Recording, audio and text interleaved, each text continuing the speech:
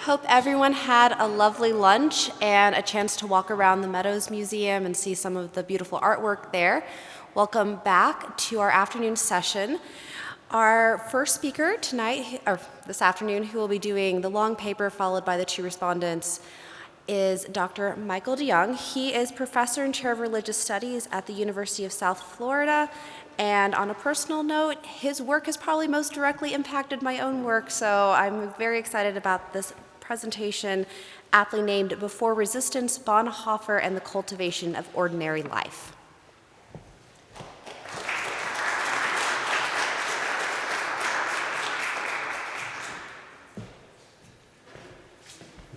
Thank you. Thank you for the kind introduction. And it really is my pleasure to be here and be in conversation with you on the theme of Bonhoeffer and ordinary life. Thank you especially to Dallas for kindly extending the invitation. I always learn something when I spend time with Dallas, so it was an easy invitation to accept. Thanks to Andy Keck for handling all the arrangements to bring me here today. And I'm also grateful in advance, definitely, to Lovin and Rebekah Miles for their responses to my talk. Grateful that they will bring the conversation much further than I would be able to on my own. Now, as far as I can read the current cultural moment in the United States, there's widespread consensus that we live in extraordinary times. For many, the symbol of this extraordinariness is the figure of Donald Trump, the President of the United States who broke so many norms on the way to the White House and has continued to upend the ordinary procedures of American politics and culture. When this extraordinary figure of Donald Trump began monopolizing our national attention in 2015, he did so in a cultural space that was increasingly dotted with Bonhoeffer moments. Maybe you've heard of these. Dallas mentioned them in his recent fine piece in the Dallas Morning News. These Bonhoeffer moments, these appeal to Bonhoeffer's legacy in the face of cultural developments that are perceived to be disturbing. So it was perhaps inevitable that these two phenomena, the extraordinary trajectory of Trump and the grasping for Bonhoeffer in extraordinary moments, would converge. So, for example, just after Trump's election, Bonhoeffer scholar Steve Hein took to the Huffington Post in a piece titled, "Has the Bonhoeffer Moment Finally Arrived?" linking the rhetoric of the Bonhoeffer moment to the extraordinary figure of Trump. So what are we supposed to do in a Bonhoeffer moment? While those who identify Bonhoeffer moments are sometimes cagey in how they answer this question, let me point to one appeal that is noteworthy for being unambiguous and direct. I have in mind a late 2016 episode on Fox News where host Tucker Carlson interviewed a businessman named Matthew Blanchfield. Blanchfield had made news by informing supporters of then-President-elect Trump that they could take their business elsewhere. He, for one, would turn away Trump supporters from his business. Now, when Blanchfield explained this position on air with reference to what he considered Trump's fascist tendencies, the interviewer, Carlson, took him to task, saying, "If you believe that Trump was a fascist dictator, then you would organize an actual resistance to him. You would be Dietrich Bonhoeffer. You would be fighting against him for real. Why wouldn't you take up arms against him?" So in this instance, Bonhoeffer's legacy is clearly associated with violent resistance. His relevance for us now rests in his participation in the conspiracy to overthrow the Third Reich and to assassinate Hitler. I'm going to move on, but this guy's taking a picture of my slide, so all right. I want to resist this quick association of Bonhoeffer's legacy with violent overthrow, not because, as some have argued, he did not, in fact, participate in the plots against Hitler. No, the best historical evidence we have indicates that he was indeed a member, if a peripheral one, of the conspiracy. Rather, I want to resist the simple and direct connection between Bonhoeffer and violent overthrow because of how dramatically it truncates his political theological witness. If Bonhoeffer does have anything to teach us, it is not that we should take up armed resistance at the first whiff of tyranny. His participation in a conspiracy that intended violence was rather the end game of a long resistance process, the final stop through an elaborate flowchart of activity. Or to put this in terms of the theme of this conference, the problem with Carlson's invocation of Bonhoeffer is this. It associates Bonhoeffer's legacy with the most extraordinary action of his political theological life. It hides the multitude of ways in which Bonhoeffer's political thought and action were in fact in service of the ordinary. So what I want to do today then is to show the degree to which and in what sense violent overthrow was for Bonhoeffer extraordinary. And I'll do this by setting his understanding of violent resistance in the context of a whole range of responses he proposed when confronted with state injustice. When we locate violent overthrow in the context of his multi-pronged response to state injustice, then we can see in what sense violent overthrow was for him quite extraordinary. Now, to say that overthrow was for Bonhoeffer extraordinary, of course, presupposes an account of the ordinary. So I'll start there. I'll present Bonhoeffer's understanding of what we might call ordinary political life, showing how, through a series of escalations, we reach the extraordinary moment of overthrow. And in doing this, I want to emphasize throughout the place of the ordinary in his thinking.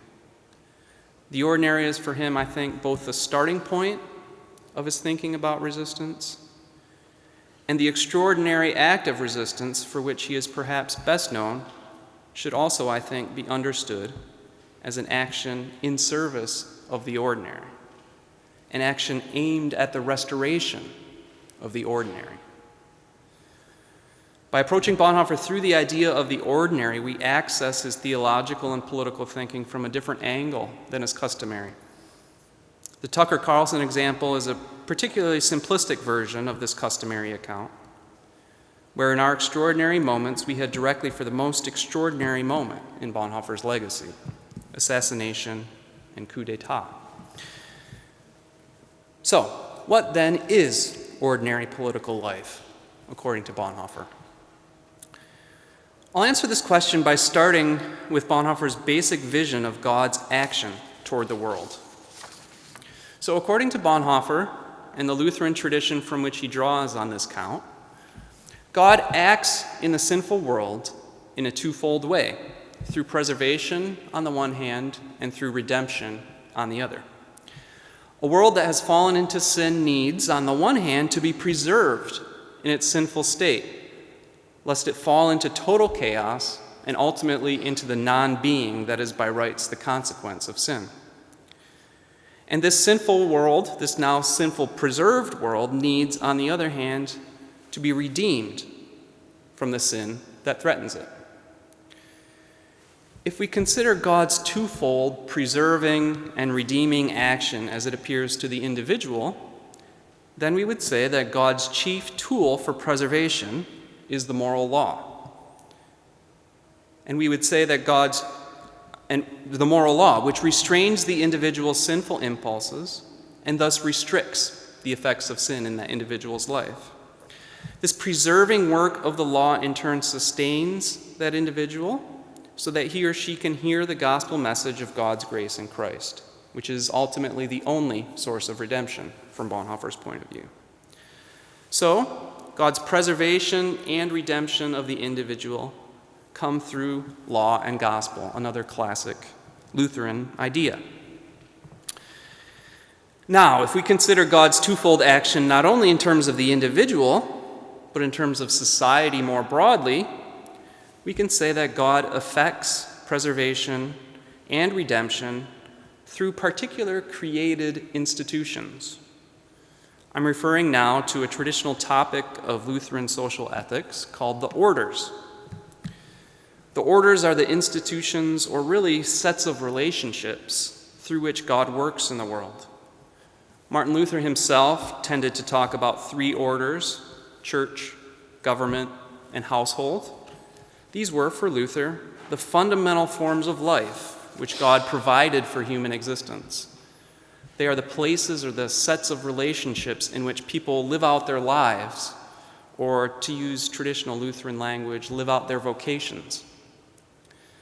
Bonhoeffer carried out a career-long engagement with this idea of orders, modifying the tradition as he saw fit. Late in his career, for example, he adopted the language of mandates when he thought orders had been too co-opted and had its own problems.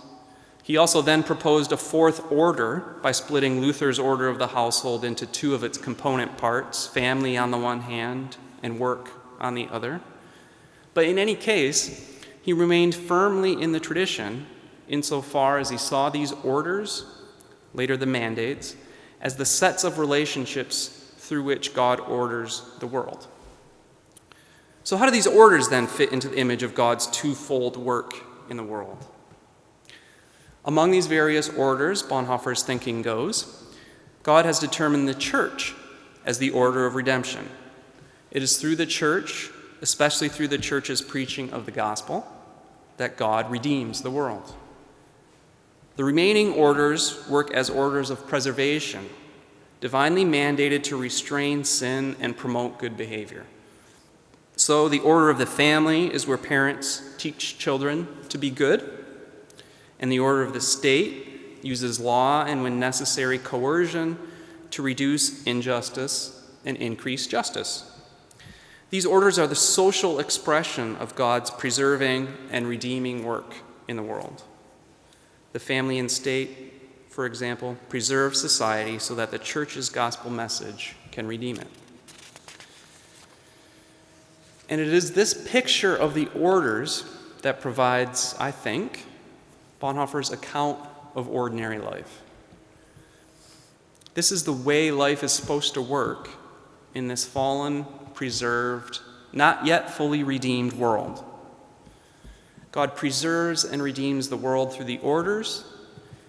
Individuals encounter God's preserving activity in the family and in the state, and they hear the redemptive gospel message in the church, after which they live out their vocations, again, in the various orders or mandates, as mothers, fathers in the family, or as ministers, mayors, laborers, and so on. This is ordinary life.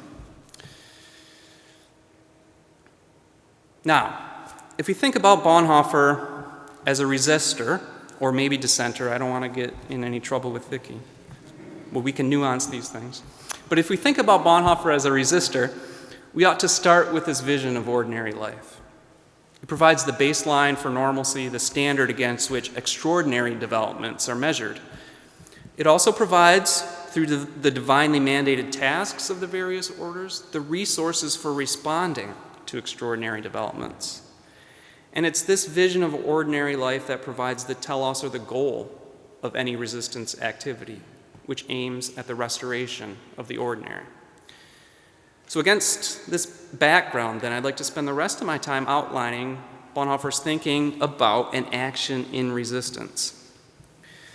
Here I'm interested again in showing how Bonhoeffer's vision of resistance is tied to the idea of the ordinary, thereby showing how impoverished those accounts are that tie his theopolitical vision so closely with that extraordinary moment of government overthrow. Now, I'm going to present this resistance thinking and acting both chronologically and systematically. So chronologically, I'll divide Bonhoeffer's resistance activity into 3 phases. And systematically, I'll show how Bonhoeffer discusses 6 different types of resistance. And only in the last of the 3 phases and in the last of the 6 types do we approach the idea of violent state overthrow. So that way of seeing it just kind of contextualizes that particular mode of resistance. Now, I know this sounds complicated. 3 phases, 6 types.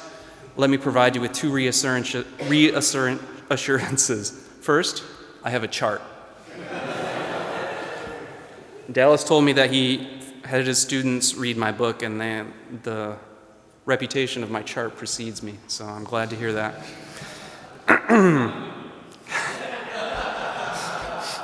And I'm excited to see my chart here projected in all its glory, inaugurally on this projecting screen. Okay, so that's the first reassurance. I have a chart.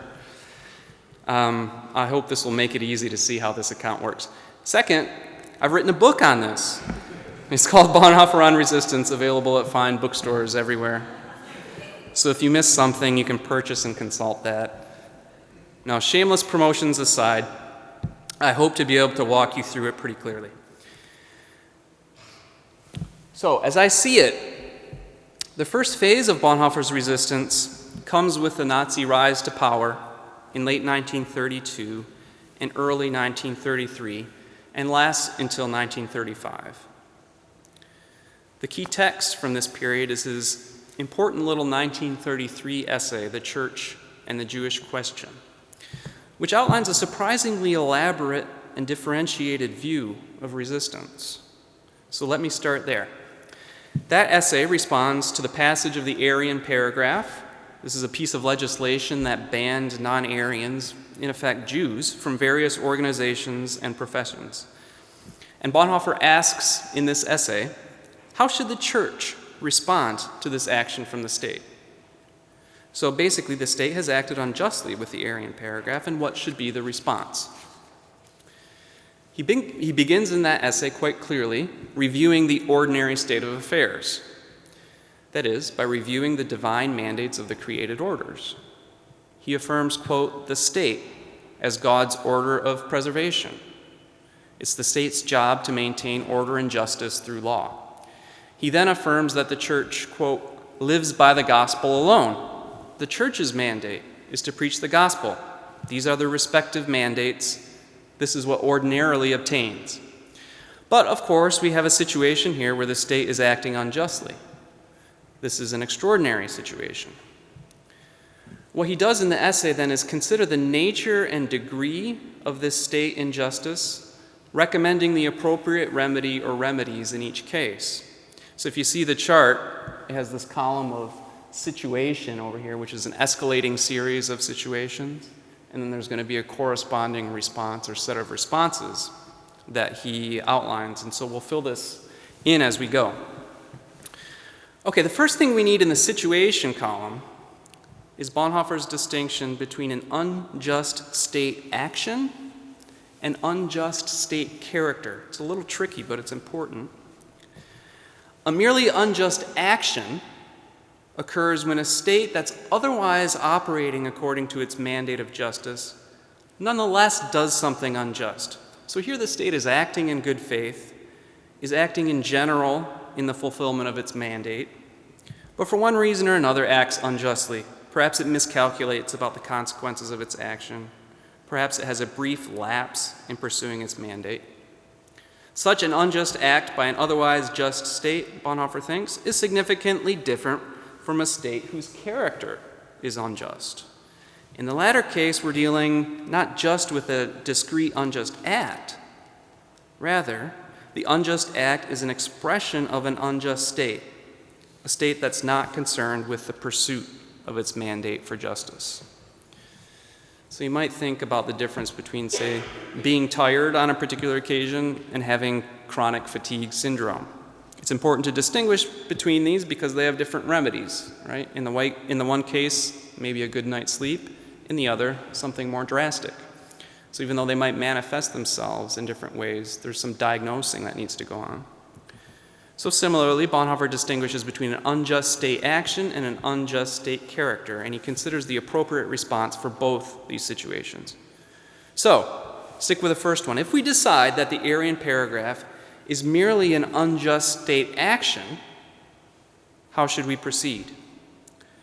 Bonhoeffer says, perhaps surprisingly, given his reputation for resistance, that the church should refrain from commenting on this unjust action.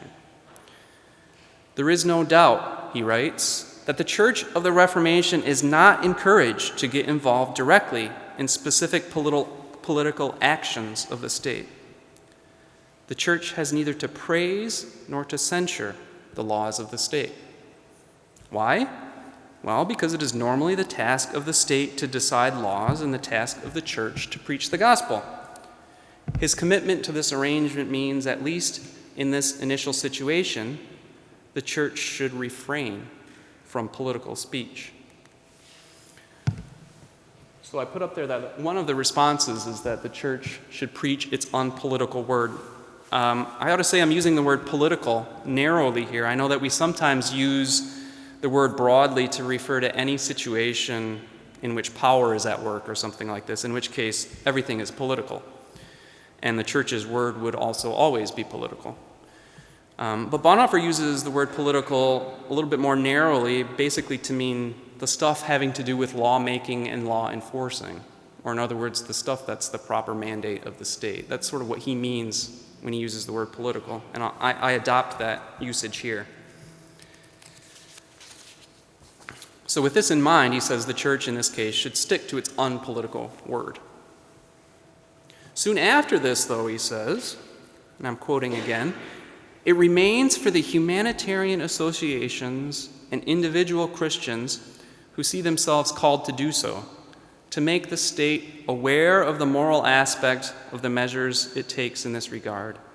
That is, should the occasion arise, to accuse the state of offenses against morality." So it falls to humanitarian associations and individual Christians to accuse the state of offenses against morality. And this is what I number as the first response to state injustice, or if you like, the first kind of resistance. I don't number the first one because of the unpolitical character.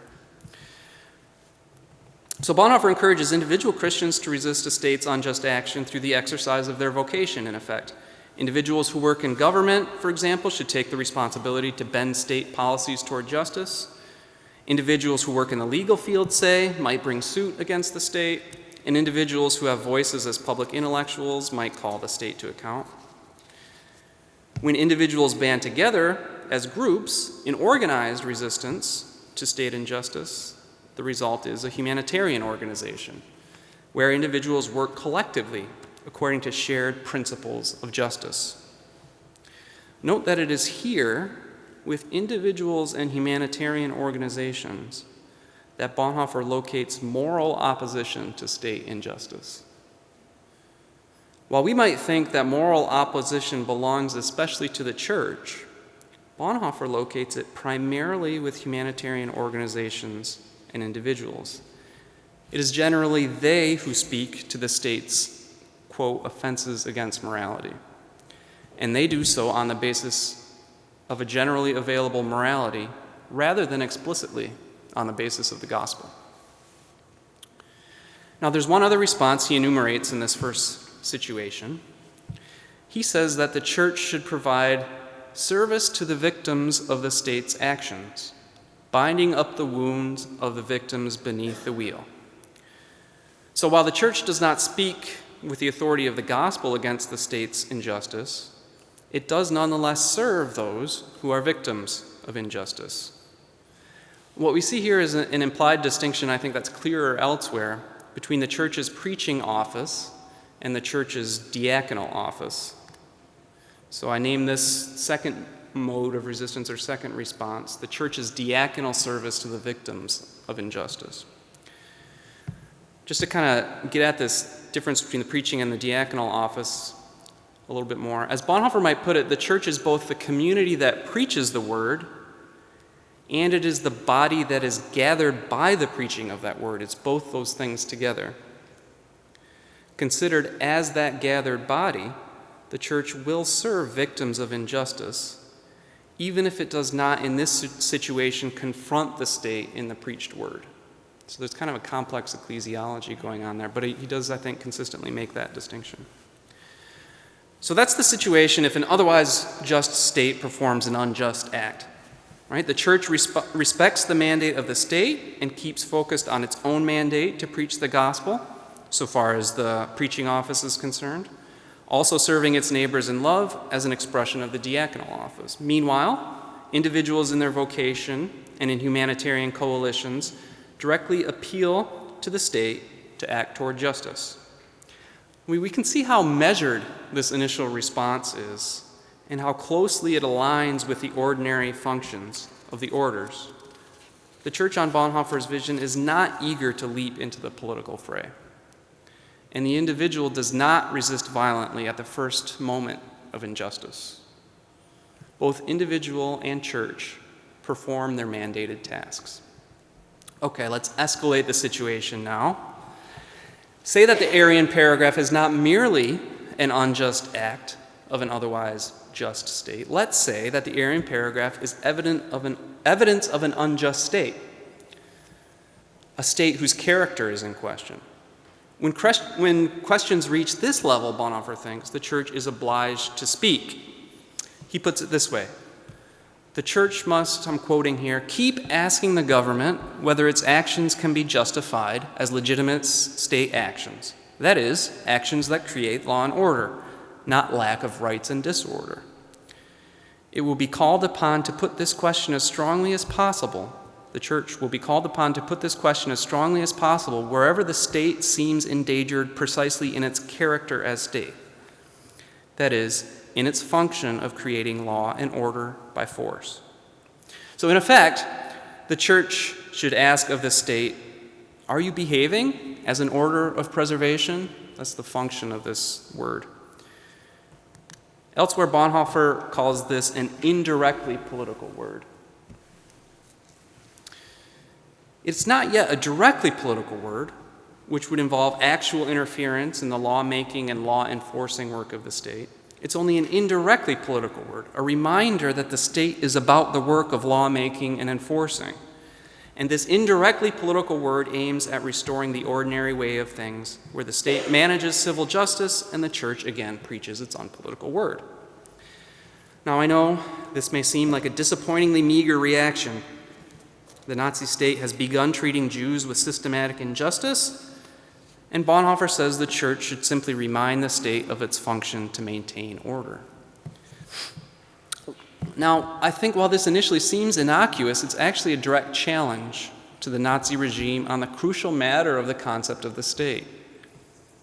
Bonhoeffer is forcing a confrontation on the question, what, after all, is the purpose of a state?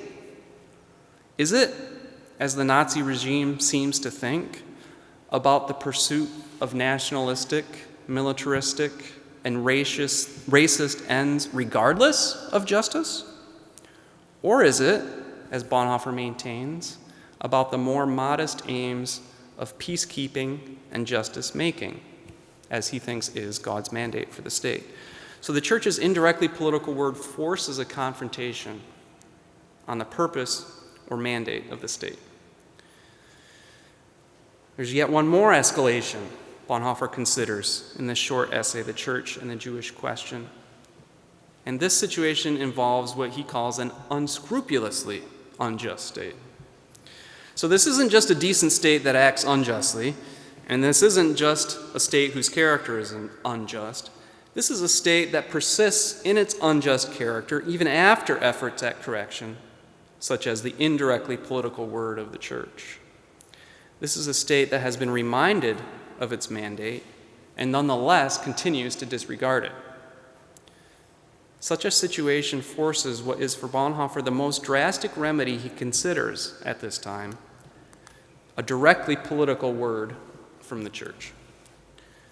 So when Bonhoeffer now calls for a directly political word from the church, he is saying that the church, in this extraordinary situation, will step for a moment into the sphere of the political to proclaim something about the concrete business of the state.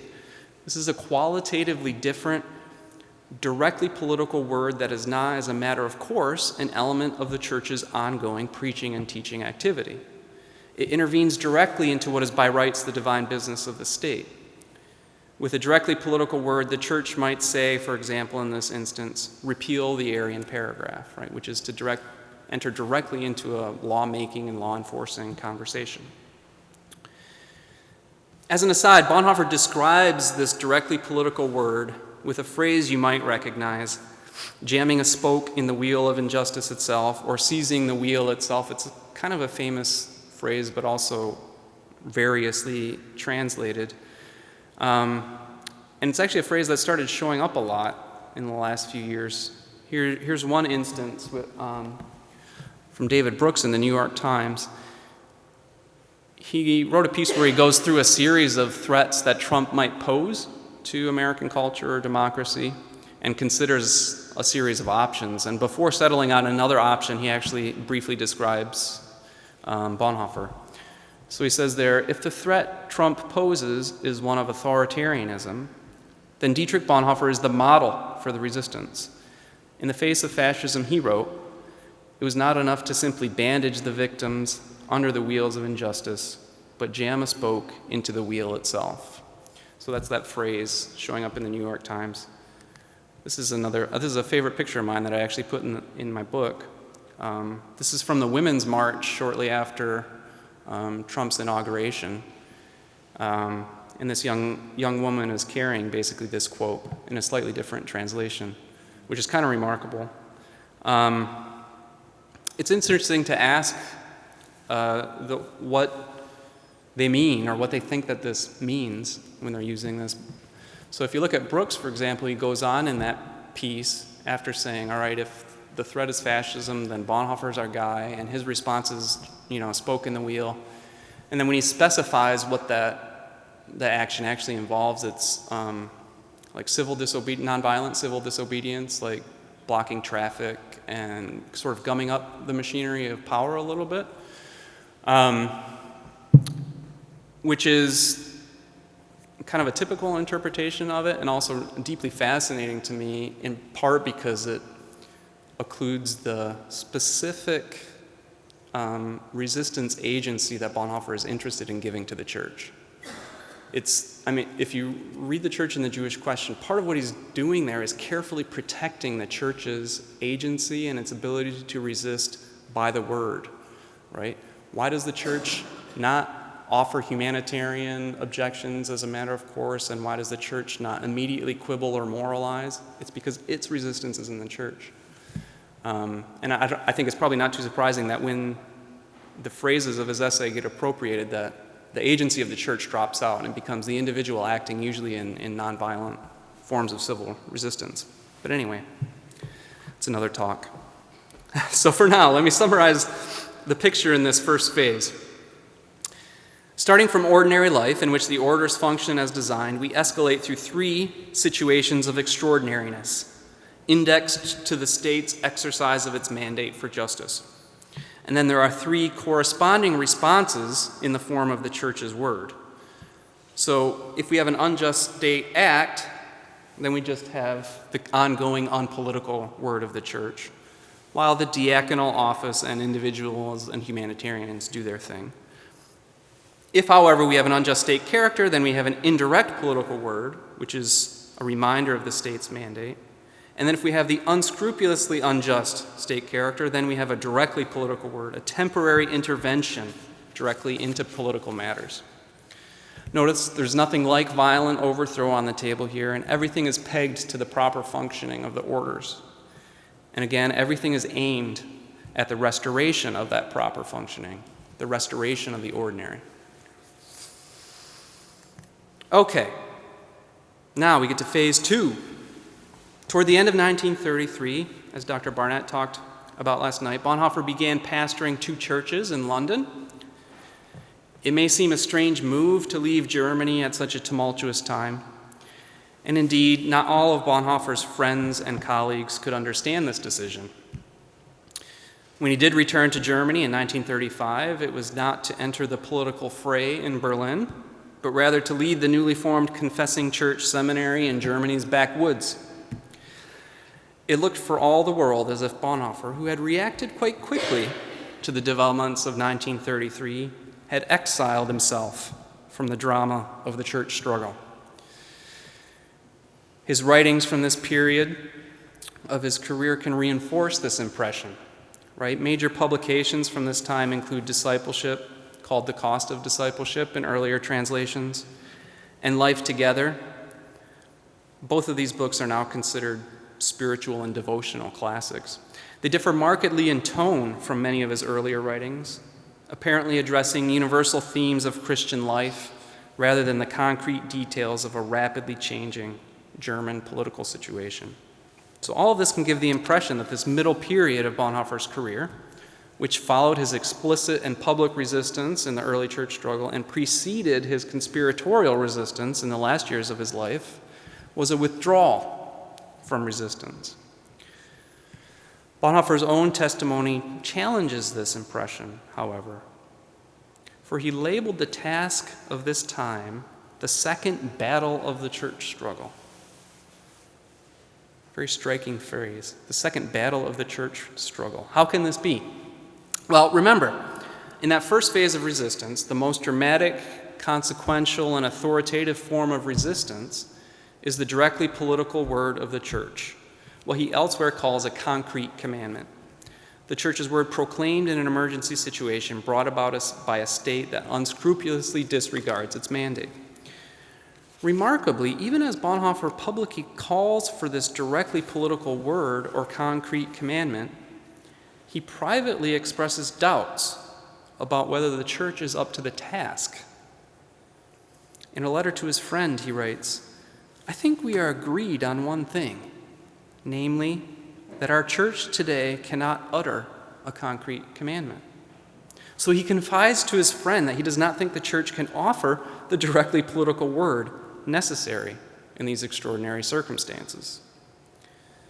Why does Bonhoeffer have doubts about the church's word? As he goes on to say in that letter, the church suffers from a lack of substance or a lack of character. And based on other texts, I argue that the substance or the character of the church necessary for the forceful proclamation is, in a word, discipleship.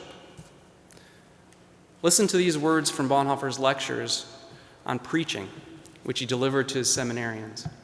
He says, "The truth and reality characterizing the sermon," that's the word, right, "depends on a form of existence of the church itself, and that means on discipleship, obedience to the commandments of Jesus Christ." Also in these lectures, he says, "A church whose existence is discipleship to Christ, only its word is heard." So the church can speak its word in full power only if it is a discipleship church. In other words, a resisting church must also be a discipleship church. So we can see, I think, a kind of double transition then in this middle period as Bonhoeffer moves into the second battle of the church struggle. First, there's a shift in focus from resisting the state to struggling for the church. Right, so in the first situation, the sense is that the church, you're not really worrying about it. The concern is the state. But now, in addition to any concern about the state and any resistance toward the state, there's a newfound concern about the substance of the church itself. The second transition here has to do with which aspect of the church gets attention. So remember, in the church and the Jewish question, there was a double account of the church as first, the church that preaches, and second, the church as the community gathered around that preaching, right? The preaching office and the diaconal office. And most of the emphasis there is on the church, in the first phase, is on the church's preaching and teaching, with the church community finding only brief discussion in connection with this idea of serving victims of injustice. In this second phase of resistance, in contrast, the emphasis shifts. Listen to this from more of his lectures to the seminarians. He says, Peter, right, Peter, the symbol for the church, Peter confessing his faith was Peter the disciple, Peter who is called to suffer. Right? So Peter, or the church, that confesses or preaches, proclaims, is also the church that is called to suffer. Right? The preaching, confessing church must be the suffering discipleship church. This is still one concept of the church, just as Peter is still one guy, here considered both as confessor and as suffering disciple. But in the second period, the focus is newly on the discipleship form of the church's being. So this response to state injustice, which we can call discipleship, has its connection to the previous period in this diaconal image of the church. Right, so it's most closely connected to number 2 from the first phase. But this idea, which is almost an aside in the church and the Jewish question, finds thorough elaboration in this middle period. And the change is marked enough that the discipleship which characterizes this period ought to be considered, in my thinking, a fifth type or fifth response to state injustice. All right, you're doing great. Up to phase 3 now. So, when in 1937 the Gestapo closed down the seminary, Bonhoeffer continued training seminarians in a makeshift underground network, but the ranks of the now dispersed community were gradually thinned through military conscription, and Bonhoeffer himself was able to avoid the same fate only through sustained efforts that included his emigration to New York in the summer of 1939. What was supposed to be a permanent move turned into a brief visit, however. After only 3 weeks and much anguish, he returned to Germany. It is at this point in later 1939, it seems, that Bonhoeffer became an active participant in the conspiracy to undermine the Nazi state. Initially, the conspiracy aimed to check Hitler's push to war. Eventually, the conspirators became convinced that a full overthrow of the Nazi regime was necessary and that such an overthrow would only succeed if Hitler were killed. With Bonhoeffer's apparent knowledge and approval, several unsuccessful attempts on Hitler's life were made, and many of those involved in these plans, including Bonhoeffer, were later executed shortly before the end of the war. So beginning in 1939, then, Bonhoeffer entered a new third phase of resistance, characterized by his participation in this military political conspiracy.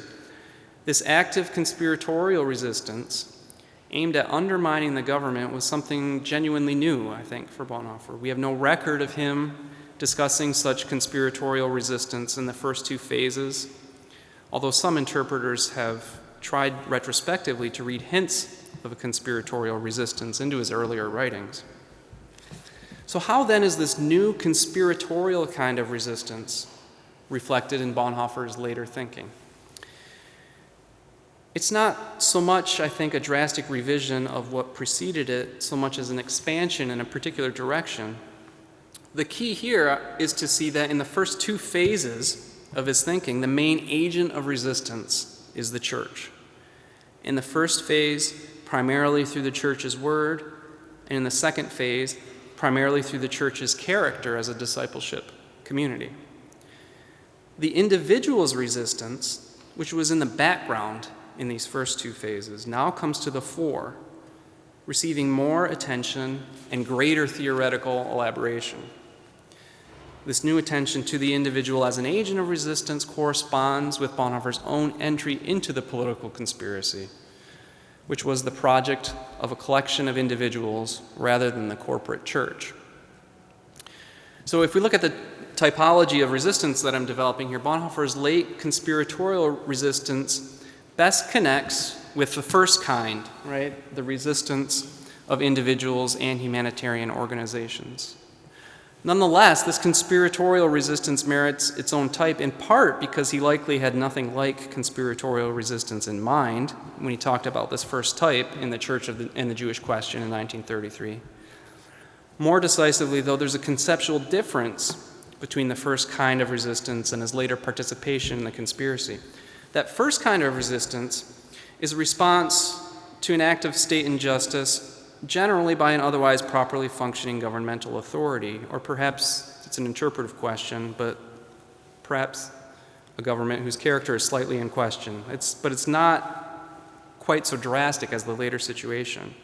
Right? The conspiratorial resistance has to do with the exercise of vocation in the face of a governmental authority that is malfunctioning to the degree that it threatens to undermine itself, as well as the other orders or mandates.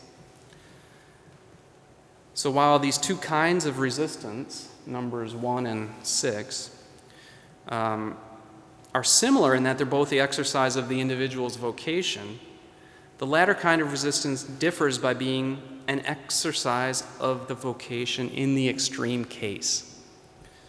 The extremity of the situation requires a different kind of theological and ethical reflection. For this reason, we're dealing here with a new type of resistance, what Bonhoeffer calls a few times the free responsible action of the individual. Much has been said about Bonhoeffer's participation in the conspiracy and about the idea of free responsible action. Let me just make 2 points about free responsible action. The first point is about the difficulty of deciding how to act in the extreme case. Keep in mind that for Bonhoeffer, it is very much the orders that structure how we're supposed to act in a given moment and a given time. The right course of action depends on the order and one's place in it. So it's one thing to act as a citizen in the political order, and it's another to act as a parent in the order of the family, and what's good in each case varies. In this way, the orders are the divinely ordained guides for moral action. If the orders are the necessary background for evaluating moral action, then the fundamental compromise of these orders means that the conditions for moral discernment are also compromised or perhaps even absent in the extreme case. Morally, we have, as Bonhoeffer puts it, so little ground under our feet. This is the extreme situation in which the question of the venture of responsible action arises. It's the question, how do I do God's will when the concrete manifestations of God's will deteriorate around me? How do I exercise my Christian vocation when the relationships in which my vocation has meaning, the orders or the mandates, are disintegrating? This is the specific extreme scenario in which the question of free responsible action arises. This is why Bonhoeffer calls it a venture or a risk. So that's the first point that I want to make about free responsible action, to highlight its moral ambiguity. But is one decision just as good as any other in this case? Does moral deliberation just collapse into a game of dice? Is there no guidance for these extreme situations? Bonhoeffer in his Ethics argues that we can't find guidance in traditional ethical questions like how can I be good and how can I do good. The responsible question is not how to be good or how to do good, but rather, again, also quoted last night, how the coming generation is going to go on living. It's this idea that guides moral action. And this leads to the second point I want to make about free responsible action. Responsible action aims to reestablish the ordinary conditions of life. For Bonhoeffer, the conditions of life are in large part the orders or mandates. Responsible action, therefore, aims at a restoration of the mandates.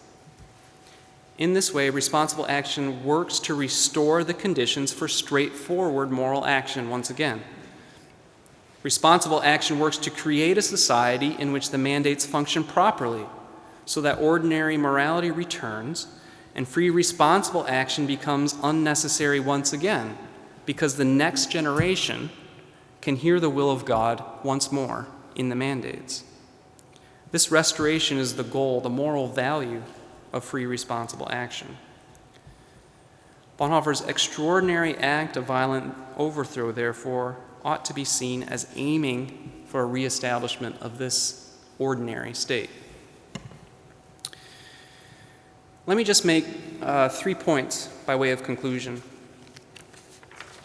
Overall, what I hope emerges from this talk is the recognition that Bonhoeffer had a systematic, differentiated, and well-developed vision of political activity and resistance, or at least more systematic, differentiated, and well-developed than we might ordinarily think. It's systematic in the sense that while he scatters the various components of his vision of political activity throughout his corpus, these components can be gathered up to present a picture of political resistance. And it's differentiated in the sense that it considers a variety of resistance scenarios according to situation, agent, and the nature of the action. And it is well developed in the sense that the various differentiations at play, such as the distinction between the church and a humanitarian organization, for example, often find thorough elaboration elsewhere in his corpus. So, as I read it, these aren't throwaway distinctions. They're distinctions that he's spent some considerable time developing, that he refers to and incorporates into his thinking. So this is a serious account of political activity and resistance, quite removed from the image of someone reaching for his weapons at the first whiff of tyranny. The second point is on the theme of this conference, the idea of the ordinary.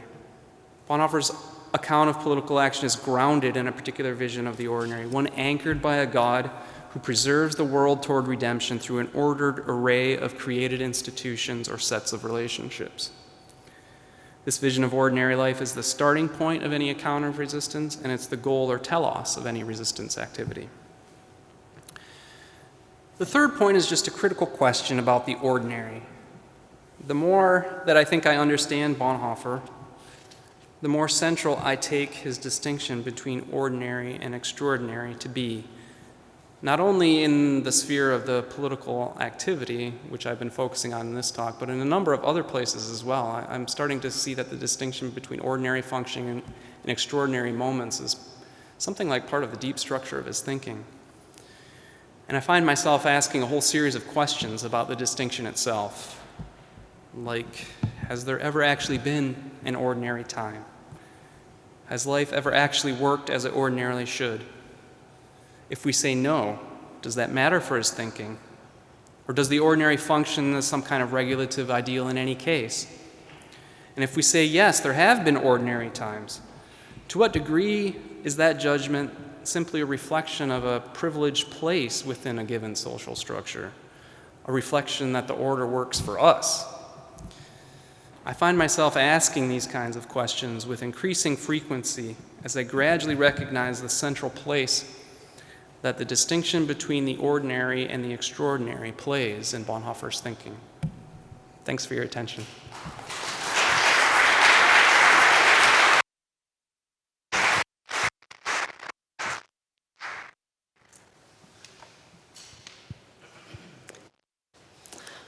Thank you for a wonderful and thoughtful paper. Up first for our responses to Dr. DeJonge's paper will be Dr. Rebekah Miles. Dr. Miles is the professor of ethics and practical theology here at SMU. Thank you, Dr. Miles.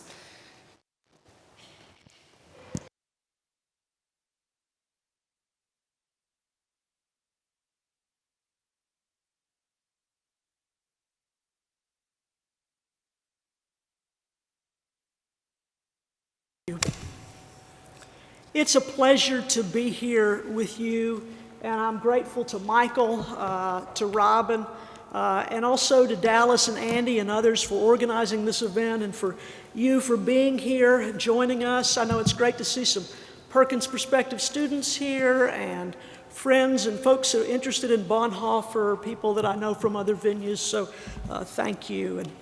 And this has also been a wonderful opportunity for me to think more clearly about a question that so many of us are asking now, and that is, what is my role, what is our role in the face of our current catastrophes, the constitutional crises that we face in the U.S. today, U.S. and global violence and injustice, the peril of the entire globe faced with climate change? What is my role? What is your role? What is our role? I'm going to tell you a story, and it's going to sound like it's a pleasant, ordinary story, and then briefly it's not. Briefly it's a violent story, so I guess this is kind of a trigger warning. So I'll tell you and get to that part, and you can plug your hand in your ears, la la la la la. Although I would think that people coming to a Bonhoeffer event might have a certain level of tolerance for hearing about violence and assassination, or at least might not take them by surprise. So it really has been an extraordinary opportunity for me to return to Bonhoeffer. I went to the University of Chicago to study with Robin Lovin after reading this book, which you can't, The Social Ethics of Bart Brunner and Bonhoeffer. And I did a lot of work on Bonhoeffer when I was there, exams and courses, etc. But I didn't stay with it. And in fact, the last course I had in Chicago in the spring of '91, and it turns out it was Robin's last course at Chicago as well, was a Bonhoeffer seminar. And I actually went in my files, and because I'm a pack rat, I found the actual folder of seminar papers, which has turned out to be a real gold mine of sorts in my preparation. So this was 29 years ago, right? Robin was the project director for an NEH grant to prepare the works of the English translation of the critical edition of the Bonhoeffer works. There were 7 students in the class, so Mark Brocker, who was later the president of the International Bonhoeffer Society, and another student was Lori Brandt, now Hall, who is like the incoming president of the International Bonhoeffer Society. So they stuck with Bonhoeffer when I did not, and we were all obviously 29 years ago, much younger than we are now. So I was in a funk at this time, right? This was the middle of George H.W. Bush's presidency, and we had had what I thought was a long and very costly war in the Persian Gulf. It turns out it was 7 months and not as costly as more recent things seem to have been. So Rodney King had been beaten the month before in Los Angeles, brutally beaten by the police. So there was a lot of conversation about police brutality, the rise in poverty, in part because of cuts in entitlements. So I was right. I was in a funk and wondering, why am I in a PhD program? Why am I doing this when I should be out changing the world, right? I should be doing something else. This is a ridiculous thing to be. So I go into Bonhoeffer, which you think would be a helpful thing to do, right? You would think that would be helpful for that sort of perspective on life, right? So I go in, take this course, and I actually found in the folder the seminar schedule, so I know, and I have the seminar papers, so I know who does what on what days, right? So on Tuesday, May 21st, 1991, I think it's at 1 p.m., we met for our seminar. This is the third to the last. We're on the 4th floor of Swift Hall, and we're reading the first sections of Bonhoeffer's Ethic, and I know I read this because it's marked in my handwriting. So either I read it or someone's has a good marked similarly that I do. All right, so Lori Brandt Hall, who's the incoming president of the International Bonhoeffer Society, is a master's student, and she's giving a paper. And it's about this first section, and she has this, I can read part of it to you. She writes, "The point, I think, that Bonhoeffer wishes to make is this one. An ethic should not be some abstraction, nor should it be a method of achieving some end. An ethic, a Christian ethic, should prescribe a way to live a real life in the real world before God." So soon after she did her seminar paper, we took a break. And so this is the trigger warning, right? This is this not so happy part of the story.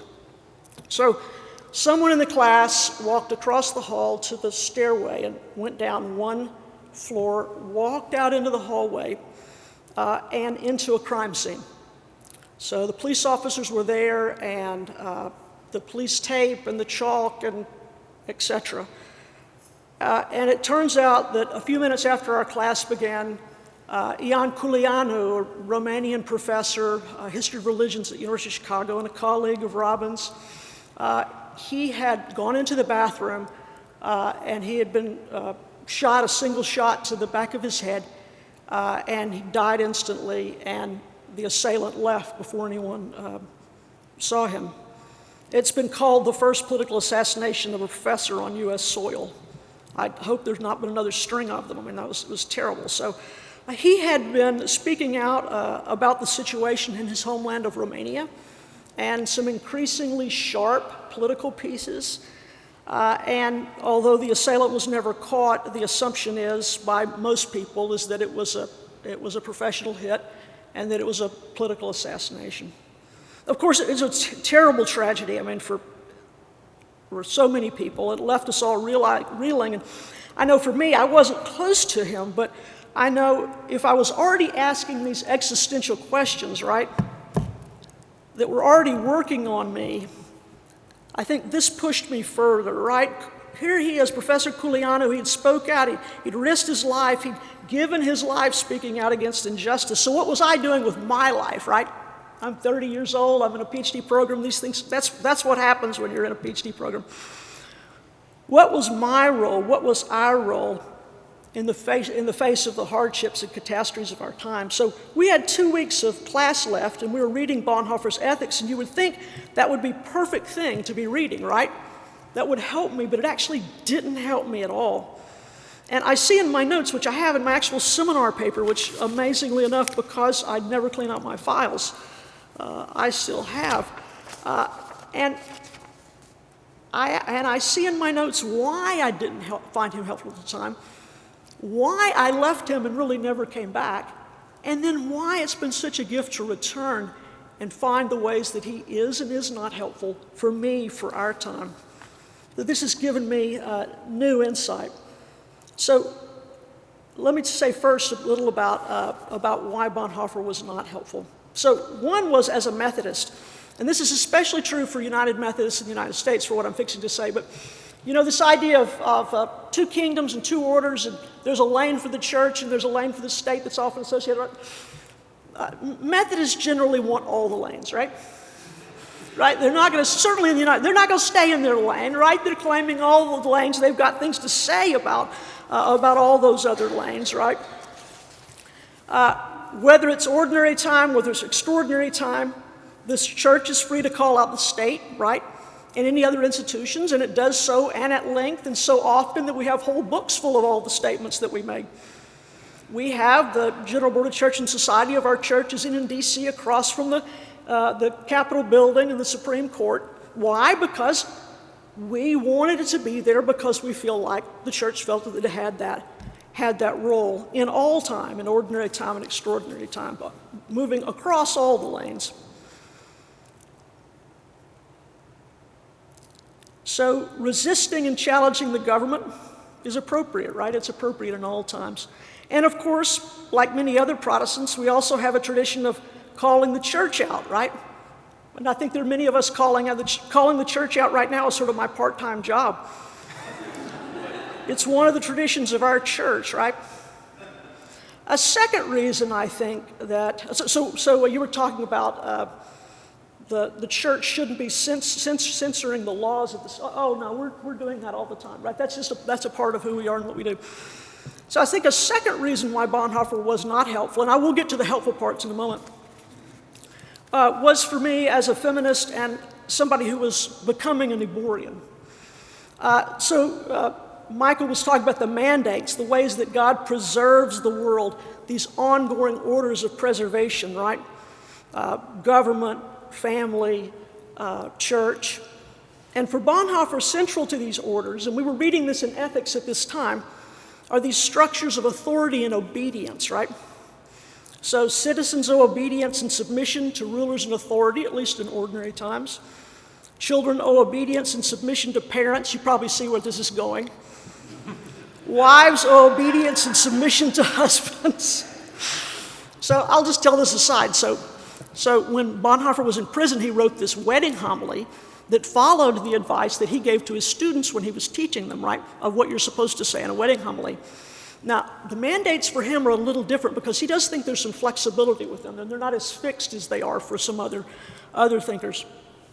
So he's in prison. He writes this wedding homily for his niece, Renata, who is marrying his best friend, Rebekah, right? So they get this homily, and it's not a happy thing for the women of the Bonhoeffer family. He says in the homily, he says, oh, you can order your marriage any way you want as long as you stick to this one order, and that is that the husband is the head of the wife and the wife should be obedient to the husband. Now, Renata did say there was a sort of a bright aspect to this, and that is that the wedding homily arrived too late to actually be read at the wedding. So, of course, you can imagine, right? I mean, my sort of egalitarian sympathies are I'm not happy at this point with Bonhoeffer. But more than that, I think for feminism and for Niebuhr, I think the assumption tends to be, for me at the time, for many of us, that these structures, these orders, whether they're creation or preservation, they're always unjust, right? They're always subject to human sin. to patriarchy, right? To however you want to call it, that there's always injustice and sin within them, and you need to look with them with suspicion. And in that sense, there's no ordinary time where the orders don't need to be challenged, right? And so you could say that all time is extraordinary time. Every moment is a Bonhoeffer moment. Or you could say that in ordinary and extraordinary time, the structures need to be resisted. Now, my angry seminar paper. Are there ever normal, ordinary times, I ask? Is Bonhoeffer taking the ordinary oppression of human structures seriously enough? How does Bonhoeffer emphasize the importance and priority of the view from below on the one hand? How does that square with his insistence on the maintenance of social structures of superiority and inferiority and obedience? Right? You can see it keeps going. I won't make you relive that time. I will say this is one thing I won't go into, but Niebuhr was also helpful for me in thinking about human freedom and the relationship between human freedom and institutions, the way we're always transforming this for good and for ill. But that's another story. So now I'm going to tell you how I found Bonhoeffer helpful and why now I really want to go back and have so appreciated this chance the last 2 weeks to go back and be reading Bonhoeffer. Yes, the orders, these orders of preservation, the mandates, they're always changing with human freedom. There's always an element of injustice with them. But they do provide the structures in which we, both in ordinary and extraordinary times, most often fulfill our responsibilities.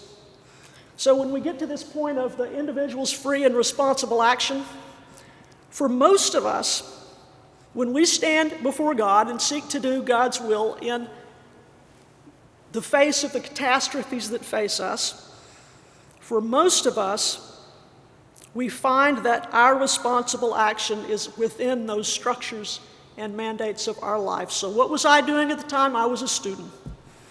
And writing an angry seminar paper about Bonhoeffer was probably about the most appropriate thing I could have done in response to my frustration at the time. I was doing what I needed to be doing. You think about pastors, about professors. What was Lovin doing at the time? He was editing the Bonhoeffer works and teaching a class full of people who had gone on to be Bonhoeffer scholars and Niebuhr scholars, etc. The things that pastors were doing, that we all do as citizens, as Christians. And it seems to me that is key for me now as I think about what my role is, what your role is, what our role is as we face these current catastrophes around the world. The key to that, and especially maybe in extraordinary times for most of us, is faithfulness to these ordinary structures and mandates in which we find ourselves. Faithfulness to the work that is before us. Faithfulness to our role as citizens, to register voters, to speak out, to support candidates of our choice. Faithfulness to whatever resistance we're involved in, whether it's against the church or the government or economic, whatever it is. And even, in fact, faithfulness to those structures to a certain extent, to those structures, the mandates, the orders themselves. Because part of what it means to be faithful to those structures is to seek their reformation, is to seek their perfection. What is my role? What is your role? What is our role in the face of our current catastrophes?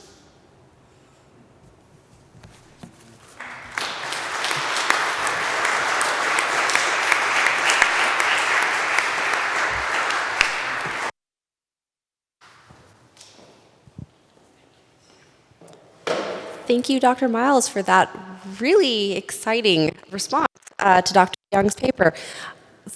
To finish out this afternoon, we have Dr. Robin Lovin. He is a retired professor from SMU and holds the Carrie M. McGuire University Professor Emeritus of Ethics.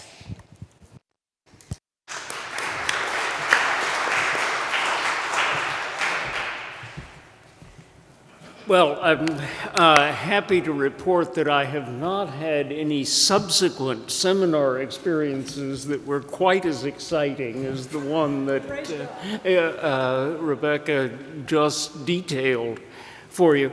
I've had some extraordinary seminars. We've had some of the same sets of students here at SMU, but again, rarely a seminar where the people who were in it went on to do the work with Bonhoeffer that particular group of people have done. So it's a delight. I'm glad you kept the files on that one, because that's a story that's worth sharing here this afternoon.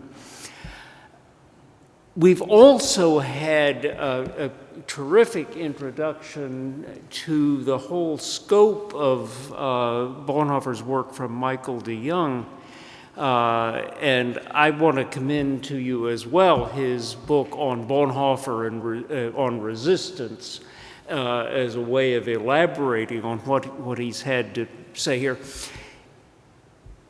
He's broken new ground in Bonhoeffer scholarship by the simple method of reading what Bonhoeffer wrote.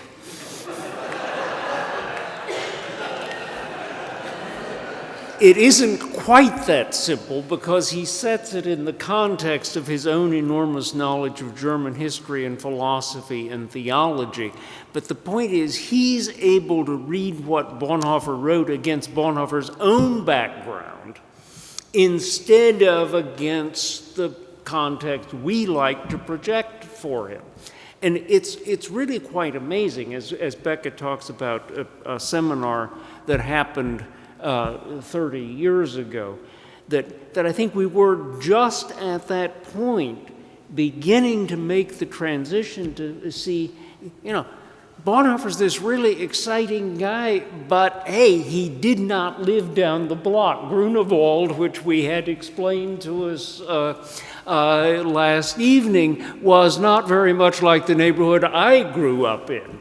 So we have to learn to see Bonhoeffer against his own background and not just as the figure we want him to be.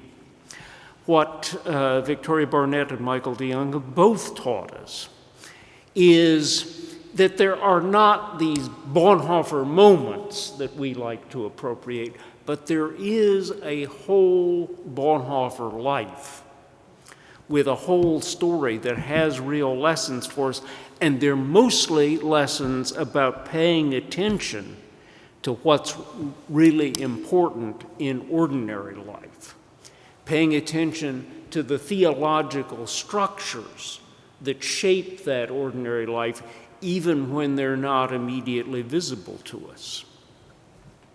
One thing that I was particularly struck by in the presentation this afternoon is the way that discipleship in phase 2 is integrated into the story of resistance in Bonhoeffer's life.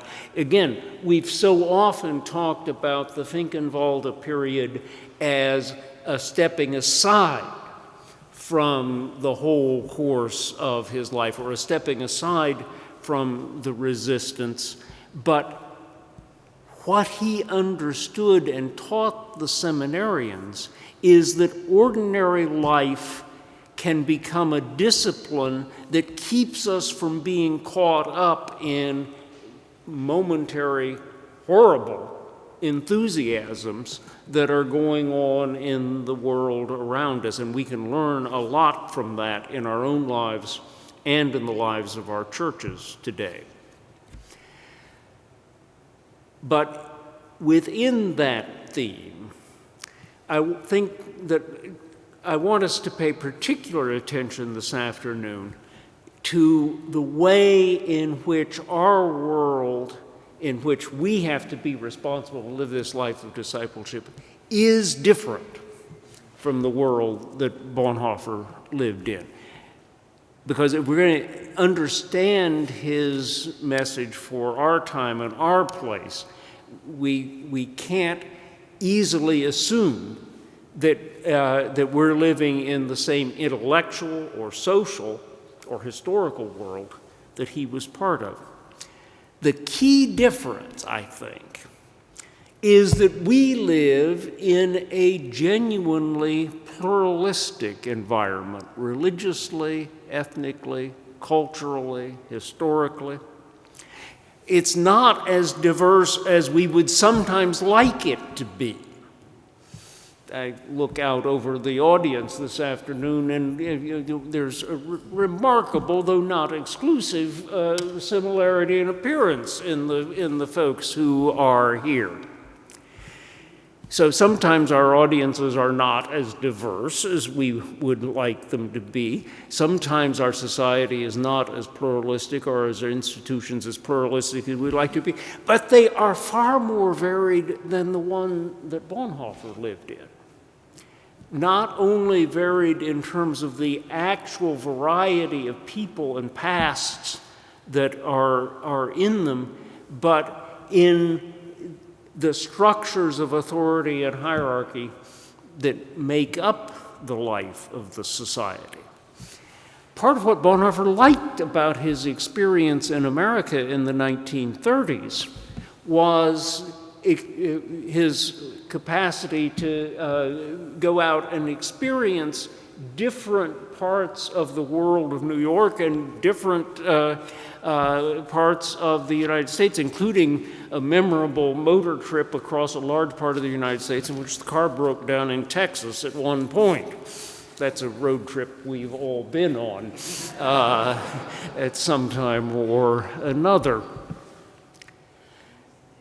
But what Bonhoeffer learned from that experience was how different the world that he lived in was from the world of religious life and cultural life in America.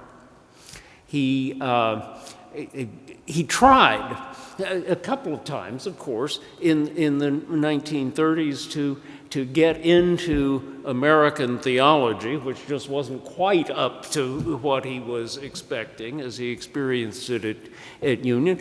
And, of course, the memorable time in 1939 when he spent a few weeks here just before the Second World War and realized that he could not stay.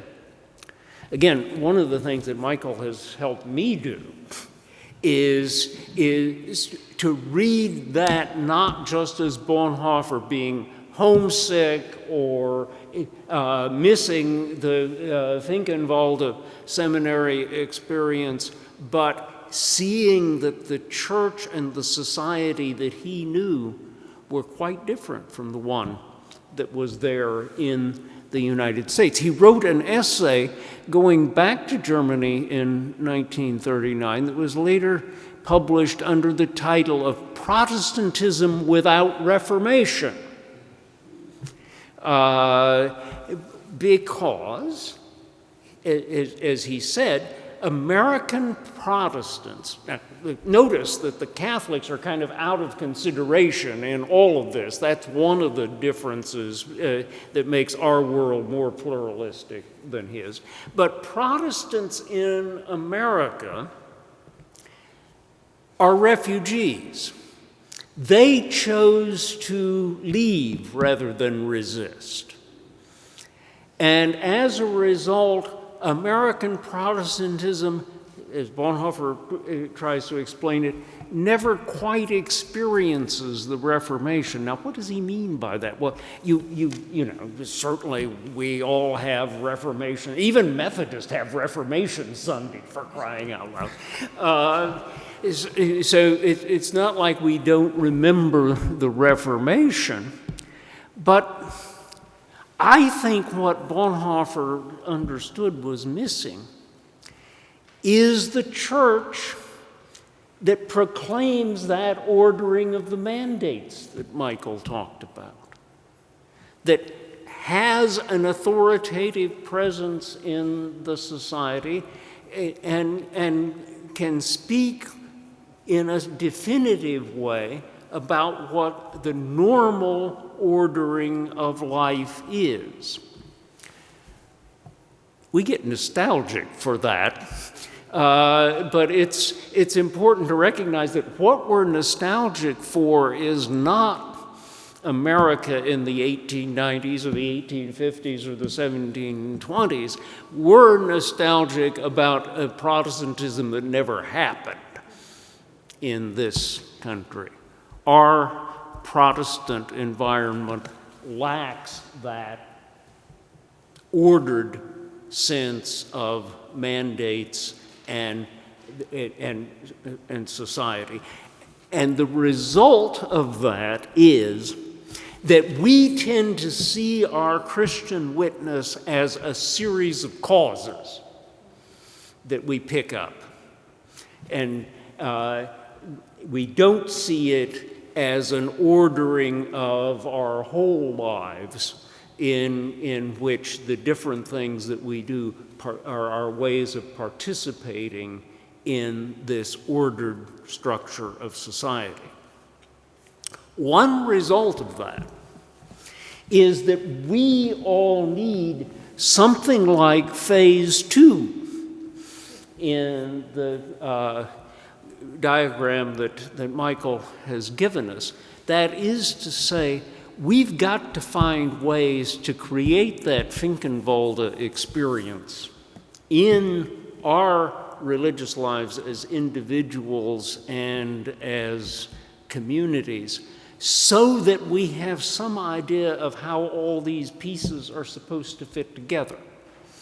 Because we can't depend on a social structure and tradition that is going to proclaim those for us. So, paradoxically, it may be harder for us to work at creating and maintaining that structure of discipleship precisely because nobody is telling us not to. Bonhoeffer, one of the things he says in talking to his seminarians is, the Church of Jesus Christ takes up space. It demands its place among these mandates. And if you're serious about being part of that church, you understand the discipline of taking up space in that way. We live in a society in which the society says to the church, take all the space you want. And the question, obviously, is how do we create structures within that unstructured space, first for ourselves, and then that we can proclaim to the society around us. So we don't find Bonhoeffer suggesting that we have ecumenical teas with the German Christian movement. But we have to find ways to respect other people who are going through the same discipline of carving out an identity and structure for themselves in the society and finding places where we can build coalitions and collaborations with them. That isn't, I'm happy to report, as dangerous as what Bonhoeffer had to do, or even maybe as dangerous as our colleague found it to be in resistance in the University of Chicago. It's not a dangerous task, but it may in fact be more difficult than the task that Bonhoeffer had of creating a community of faith and discipleship within a structure that had some universality and stability and permanence. In any case, easier or harder, it is our task to find structures of discipleship in this pluralistic environment, and then find other people with whom we can share pieces of that task and that environment. Thank you.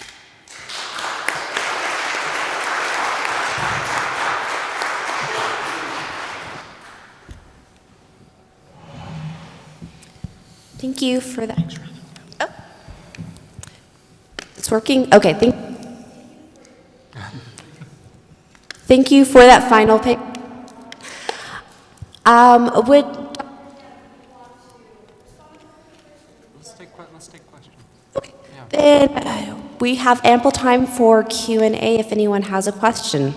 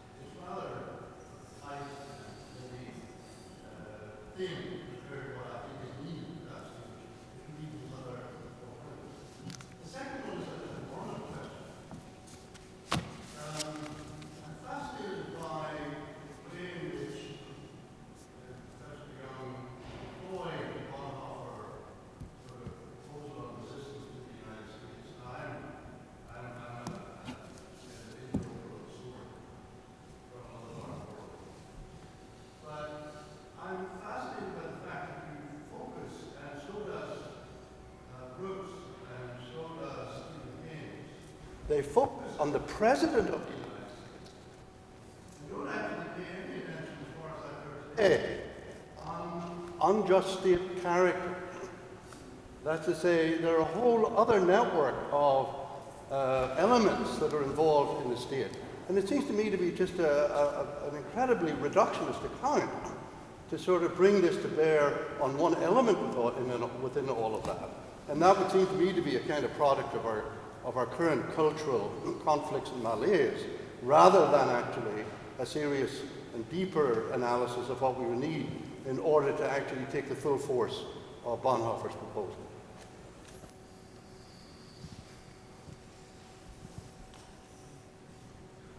You want to take the first one?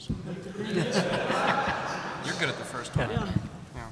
Well, I think both of those are points that we really ought to pay some attention to. It's a very interesting question. You raise the comparison between, say, Bonhoeffer and Burke as people thinking about the structures of society.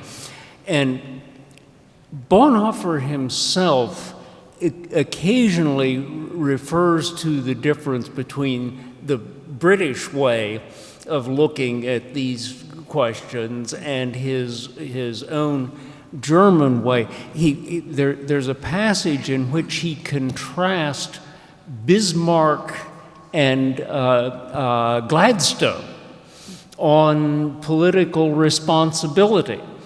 And not surprisingly, he sees the British way of doing this working itself through the structures of law and society, and Bismarck just sees accountability to God. Now, this is a paragraph in a draft, not a completely worked out theory of society. But Bonhoeffer knew a lot about those two cultures, and I think he's on to something there. The traditional understanding of the mandates has a place for law. You're exactly right about that. We shouldn't reduce it to the personality of the ruler. But there is, it seems to me, a little more tendency in the German way of looking at things to place the structures of law in the hands of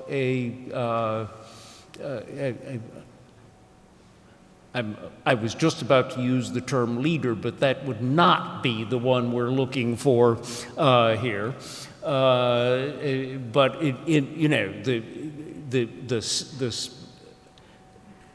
the senior person who reshapes the mandate of the state precisely in a way that allows it to be authentically itself, and does that taking responsibility before God. That's not something that happens in the British system in quite the same way. On the German side, the Western European side of the mandates, I'd recommend this book by Lovin. But that's the part. I mean, I know Bonhoeffer and Brunner and then Niebuhr's criticism and some feminist criticism. So I'd like to know more about how this plays out on the British side. So in response to the question about the tendency to focus on the president, on the leader, I think that's a very helpful point, and you wonder what's going on there. And I wonder perhaps if the problem is the leader, then we can imagine we might vote the leader out next time. If the problem is the political parties and the way we've structured ourselves, then we have not that the first problem isn't hard enough, right? But if the problem goes deeper and wider and is about our society, about the way we structure ourselves and our leadership, then we have a much more difficult problem and a much longer term problem, and that's overwhelming. Yeah, I think I agree with your point about the president, and I think that Dallas, I think, agrees too, and that's why he set up this conference the way that he did. And I see my paper as a contribution to that kind of attempts to draw some attention away from that, arguably that fixation on the president. So, I mean, I start the paper there, but precisely in order to critique that as a particular kind of fixation on the extraordinary. So I think I agree. Yeah, just to briefly pick up on this point, there's an interesting letter from Bonhoeffer to Erwin Sutz, his friend, in 1934. This is the phase when leaders of the confessing church still have the idea that if they can just get to Hitler and have a conversation with him, he'll straighten everything out. And Bonhoeffer's comment is, forget that. He said, why are we focusing on Hitler? He said, it's not Hitler who needs to be converted, we need to be converted.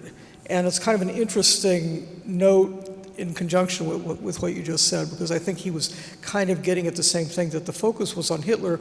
Bonhoeffer saw that there was a much broader issue there, that it wasn't just the leader. Other questions?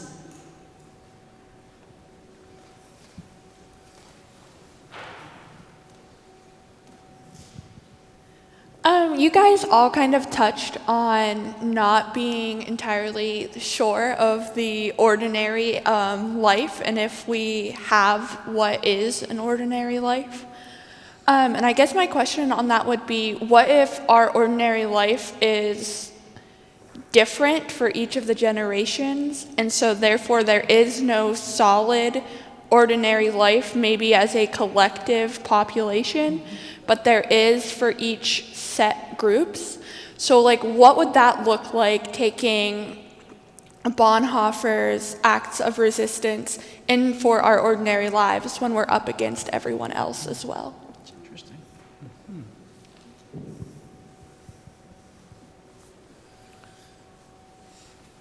I don't know. I mean, that's a really interesting question. And that actually helps me understand my 19 and 21-year-old anarchist daughters a little better. Or actually, they're socialists, but in any case, I'm not sure. But no, it's a very good point. And I suppose what is ordinary does change over generation, over culture, and over time. And maybe that's part of the problem of getting at what Bonhoeffer meant by ordinary. I mean, certainly it's hard for me to figure out what what that culture was like for him at the time. Yeah, and just to sort of restate what I did at the end, I mean, it's hard for me to think at least about these mandates in a kind of uniform way. I mean, when they're so, and I take it this is kind of your point too, like how the mandates appear varies quite a bit if you're on above or below as he structures them. And it's pretty hard for me to think as clearly or as simplistically as he seems to think about those. So I agree with you. And I'm thrilled for this format here where my job was to provide a kind of reading and then let them do the constructive part. Because I don't have any answers for those questions, but I love the idea that they'll provide all of them. Hey, let me just take a shot at that with the side note that this is just off the top of my head, so I may be totally wrong, but I think that this generational splits, which we've experienced, in this country in particular, now over 2 or 3 generations, I think those generational splits, somewhat are another reflection of that pluralism I was talking about. I was thinking about different ethnic groups and cultures and religious groups and so forth, but generations also can contribute to that pluralism, and it's part of our peculiar challenge, I think, to be able to think about society. And anybody who has tried to actually keep 1 or 2 generations together in the same worship service in the last couple of decades understands what the difficulties of that are. Yeah, so the idea of generational pluralism is sort of on the table with your comment. That's good. So I was struck by Professor Miles' frustration with Lutherans and our drive for complacency in relation to the government. But I wanted to expand a bit on this tension between the ordinary and the extraordinary that you gesture toward at the end of your paper, Michael. And when I see this schema, which is extremely helpful, I think the drive isn't toward some sort of equilibrium between the state and the church, or the state and religious structures. There's always a competition to take up space, and the church is to remain always vigilant in that competition. So affirming the Methodist office on Capitol Hill alongside the Lutheran office as well. Absolutely. And the Presbyterians? And the Presbyterians and many others. That this is a constant vigilance that's necessary on the part of the church. So it's not that the equilibrium, once it is discovered, that will just exist in this new normal. But then I'm wondering, as you move forward, Michael, in the investigation here, if there is some gesture toward political theology, especially in Schmidt's usage of the exception and the state of exception, because I see so much of the exceptionality that Bonhoeffer was moving against. And the claim of exceptionalities in the United States is more subtle, but is no different. Yeah. Interesting. Yeah. Yeah, I think the exception stuff is fantastic, and I know that there is some work going on with sort of Schmittian stuff and Bonhoeffer stuff, and I think a lot of his thinking on this is informed by legal thinking through his brother-in-law. So I don't think that the idea of thinking about him together with somebody like Schmidt is that far-fetched. I think on the idea of like the ordinary versus the extraordinary and the ordinary functioning of mandates, I think Bonhoeffer is relatively clear in sort of providing the threshold or the criteria by which you can say that something is functioning properly or not. I think where I run into trouble when I think about it is like the actual discernment of that. Like, I mean, if you think about something as unwieldy as our, government or something, and you want to ask a sort of straightforward yes or no question about whether it's functioning to maintain law and order or not, I mean, it's just feels to me like an overwhelming empirical question. I mean, that feels to me to quite quickly break down into questions of like, well, for whom or in what instance or to what degree, and it becomes extraordinarily complicated. But in any case, yeah. I just wanted to add in the reference to the Methodists and the Lutherans and Presbyterians. So maybe we used to have a greater pluralism in the way we were theologically formed.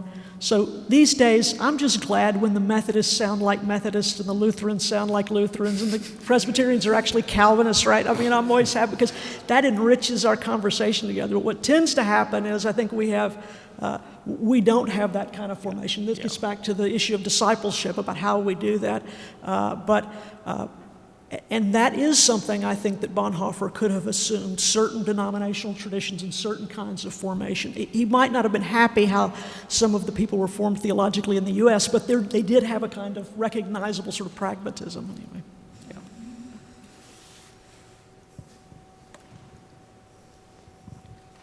Well, the question I was going to ask has just been raised, which is the relationship of this, particularly orders and mandates, to political theology and Carl Schmitt. Because if I understand that correctly, he's saying that rules and orders are not important. What's important, what makes you sovereign, is if you get to decide the exception, and the exception is what's important. It kind of takes all this and stands it on its head. Yeah, I mean, just sort of off the cuff, I mean, the clear points of contact, it seemed to me, with Schmitt's have to do with the idea of the exception, and then the clear points of difference between Bonhoeffer and Schmitt have to do with the question of who the sovereign is. And so much of Bonhoeffer's thinking, I think, I'm sure Dr. Lovin has more to say about this too, but so much of his thinking about action in the exception has to do with refusing to claim for yourself the place of sovereignty and deferring that to God's judgment. That's so much of what I think is behind his refusal to lay down principles and to justify in a traditional moral sense his action, is that he wants to reserve justification for the true sovereign, who's God. So I think there are some pretty interesting convergences, but also divergences on that issue. But certainly he's working through the issue, which is Schmitt's issue of what constitutes the exception and what happens then, yeah, and who decides, yeah, right. But yeah, I don't know what to make of Schmitt entirely, and especially what to make of him in relation to Bonhoeffer, because he's obviously addressing the same situation that Bonhoeffer was. He also is addressing it from the standpoint of a thinker who considers himself Catholic, and yet it seems that his political system is designed to put absolute power of decision in the hands of the sovereign individual. And what we do know is that Hitler really liked Schmitt's book, read it several times, and I really do think that has to reflect Schmitt not being quite clear enough about what it was he was trying to say, because I don't think that his purpose was to justify the Nazi regime, but on the other hand, it is hard for me to figure out how he gets around that. Yeah, I'm thinking too while we're talking on this. Take it with a grain of salt, because it's not particularly an area that I've taken a lot of time looking through. But the best thing that I've read on this is Ted Smith's book on Weird John Brown, which deals with Schmidt and tries to, I think what he basically does is say that you have to have some way of thinking about the exception, like this is a necessary feature of political theology. Now, Schmidt's version has problems, so then he's kind of trying to work and correct it, primarily through Walter Benjamin's thinking. But as I read that book, I kept thinking, man, he could really be talking about Bonhoeffer here in a whole series of places. So I know that if I were to start pursuing this question more thoroughly, I would probably avail myself of that book and work through it, because he's covered a lot of the interesting issues, and it seems like he could have brought Bonhoeffer into conversation there in ways that he didn't. That handbook in political theology, I think was it William Kavanaugh? Mm-hmm. Is that? Yeah. That has some really I thought it's laid out some very helpful sort of templates or typologies, including Schmidt. And I mean, most of the stuff I read about most of the stuff I read is people angry with Schmidt. So I'm not sure I'm going to, because there's a lot of that there is out there. But if you want to email me, I can get you that citation, and I think I even have the article. I could send it to you. In your files. Hi. I wanted to ask a difficult question. We have a wonderful, magnificent, opulent luxury of being able to talk about this incredibly powerful, agonizing time with, 70, 80 years down the road. And you, Professor DeJonge, took on an incredible task of bringing us into conversation at this point in history with that agonizing time. And some of us are feeling like this is an agonizing time in yet another way. Do you think that it's unfair for us to even drag our peculiar agonies in so far back into such a different social, cultural, political, religious church, even Kirche? We don't conceive of church the same way. We don't conceive of politics the same way. Our history is one which is rife with both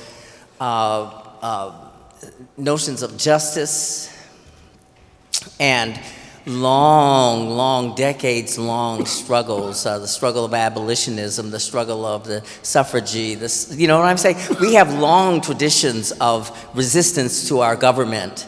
So I like the way that you give us a really, and I say it's a magnificent luxury and opulence, because we have that. We're looking back on this time and we're saying, okay, and you give us such a wonderful view of how this gentleman looks at his state as a German, and he loves his state. Yeah. And it's obvious he loves his people, and so he doesn't want to just jump in and start yelling and throwing things and throwing bombs and say, no, you really cleared our minds of that illusion and that mistake. But for people that are living now in the agony of this struggle, mm-hmm. I can imagine myself being a child. I am a son of an immigrant, but my immigrant father was able to come and be accepted quickly in 1950. But my son is in love with a woman who is an immigrant, mm-hmm. who is moving towards citizenship. And so for her, this time is very, very much racked with all kinds of uncertainty. And when we have political talks, and we're talking as African Americans, and she's sitting in there as an El Salvador immigrant to America, she hears it. I see she's hearing what we're saying completely differently. Mm-hmm. So my question is, how in fact can we negotiate our time with Bonhoeffer's time? Thank you. Yeah, I love that question. And I think the way that Dallas opened his little piece in the newspaper was that it's surely a sign of political despair that we're drawing on this guy so frequently now in our situation, which is so different. I mean, I want to be careful here because on the one hand, the ongoing perceived relevance of Bonhoeffer is part of what keeps me employed. So I don't want to completely undercut that.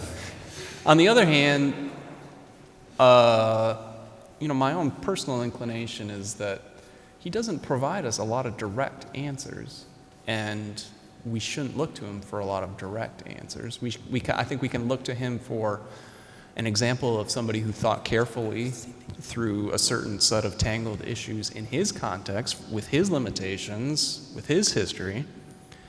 But if we were to frame the conversation differently, well, put it this way, I don't like the question of all is, what does Bonhoeffer have to say to us in situation X? I don't like that question. I want to say, what's situation X, and let's bring all the tools that we have to bear on situation X. And if it happens that Bonhoeffer happens to have something to say to us, then fine and good. But to me, it's let's solve the problem now and start with the problem now with the best tools that we have.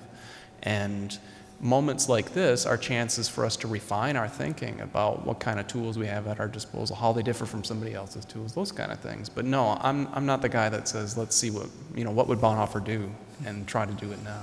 So I'm with you there. So human beings love stories. Like, our brains light up when we hear stories and we tell stories. And I wonder, Steve Long mentioned something today about the way that Bonhoeffer brings both theory, theology, and a compelling story. That's not the way he said it, that's the way I did. But I think when we face critical times of despair, times of catastrophe, we're going to look for stories, whether it's stories from the gospel or from the first chapters, the first books of the Old Testament. We're going to look to stories and we're going to find meaning in them. And it is true that they are, they're a different time. But they are, what did Trey, they have a surplus of meaning, right? Biblical texts certainly have a surplus of meaning, but maybe other people's texts and lives also have a surplus of meaning from which we can draw. So I don't know that it's necessarily the right thing to do or the best thing to do, but I think maybe it's inevitable. And perhaps what Bonhoeffer provides is a compelling story that lives out and exemplifies in some way that theology and ethic that we're also trying to figure out. I think I also want to sort of amend and revise what I said, which is to say, to me, Bonhoeffer has something to say to us only if he is different than us. He provides that kind of leverage, right? Interesting. And this is part of why, I take Dr. Lovin, I think it was a compliment. I take his compliment as the best compliment I've ever received, which is that I've just read what Bonhoeffer says. To me, that's the value, and that's why I resist so hard this pulling of him into our orbit. If we pull him so far into our orbit, then we lost a dialogue partner, right? And he can function as a dialogue partner precisely by being other in interesting and illuminating ways. So, yeah. Humans also love conversation. Yeah, right. And that our brains light up with that too. And so if you do allow for those differences, then there is a place not only for story, but also for conversation and difference too. I want to borrow my book. Oh, yes, so here we go. There you go. Thank you. Because as we were talking about, so what's the relevance here? I remember how this book ends. I've spent most of my career working with people who were doing theology, working on the scholarship on people who were doing theology in the middle of the 20th century. This was Bart Brunner and Bonhoeffer, the Niebuhr brothers, others like them. And I conclude this book in this way. The continuing power of Bart Brunner and Bonhoeffer testifies to the importance of meeting social problems with an analysis that includes theology and indeed encompasses economics, sociology, and politics in a theological understanding of reality. In the 9th decade of our century, which was the one we were in at that point, in the 9th decade of our century, as in the 3rd, 4th, and 5th, the church serves best in social crisis not by suspending its theological labors, but by intensifying them. And I think that's what we learn from those mid-century figures is not to get so involved in the issues that immediately attract our attention and do require our service, that we forget to raise the theological questions. Well, if I could have imagined a way to end this conference, it wouldn't have even actually lived up to that. So I'd like you to join me in thanking our panelists for...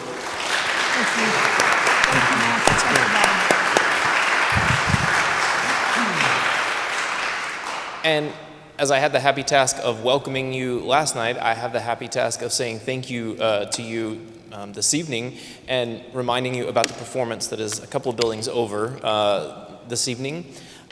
It's been a real pleasure to be with all of you, to have you here, to enjoy the conversation. I hope that, excuse me, I hope that you have enjoyed it, that you felt welcome, that you felt at home. And if you have anything that we don't have, I don't know, review forms or whatever you call those things, like surveys, but if you have anything, we're easily accessible via email, things, reflections, that sort of thing, you're welcome to email us. And in the meantime, I just wanted to thank you again for being here for the entire conference, and I'd like you to join me one more time in thanking our panelists.